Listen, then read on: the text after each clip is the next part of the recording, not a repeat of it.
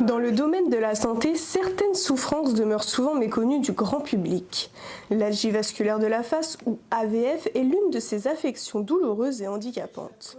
En France, entre 120 et 150 000 patients souffriraient d'algie vasculaire de la face. Un chiffre sans doute sous-estimé, car tous les malades ne sont pas diagnostiqués. Afin d'apporter un éclairage nouveau sur ce sujet, l'agence SOS Oxygène Sud, basée à Nîmes, s'est engagée à promouvoir un accompagnement destiné aux techniciens, pharmaciens, infirmiers de l'agence, mais aussi à des patients concernés par la maladie. N'oublions pas que nous avons un rôle et un devoir d'éducation auprès du patient et de l'entourage et de la famille. Et mieux connaître la pathologie, c'est mieux développer cette alliance thérapeutique. Alors, pour l'algie vasculaire de la face, c'est pas aussi prégnant que ça parce que, de toute évidence, dès que le patient va utiliser l'oxygène, il va mieux se sentir. Mais en tout cas, mieux connaître son patient, c'est mieux l'accompagner et l'aider à prendre en charge sa pathologie et le traiter. Cet échange, d'une importance vitale pour la prise en charge efficace de l'AVF, combine expertise médicale et témoignages poignants.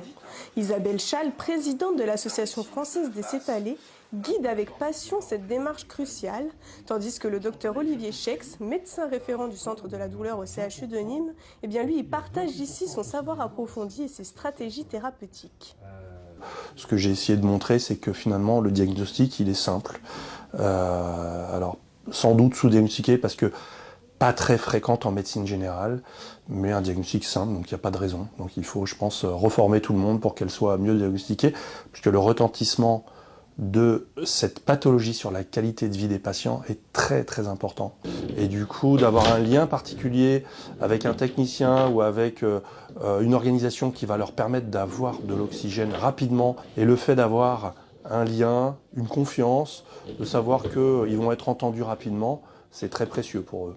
Les participants, attentifs et impliqués, ont pu en apprendre davantage sur les mécanismes de l'AVF afin de continuer à mettre en pratique le meilleur accompagnement qui soit au domicile des patients. C'est très important, c'est pour ça que je suis très heureuse de pouvoir collaborer avec SOS Oxygène et EDOX pour former, expliquer, sensibiliser vraiment à la pathologie, à l'algie vasculaire de la face, parce que c'est une pathologie qui est extrêmement difficile, extrêmement douloureuse, extrêmement invalidante pour les personnes qui sont en échec thérapeutique par exemple. Voilà, il faut vraiment bien expliquer en quoi consiste la pathologie. C'est important. SOS Oxygène s'affirme ainsi comme un des leaders dans la lutte contre l'AVF, offrant des outils concrets pour améliorer le quotidien des patients et leur apporter un soulagement continu.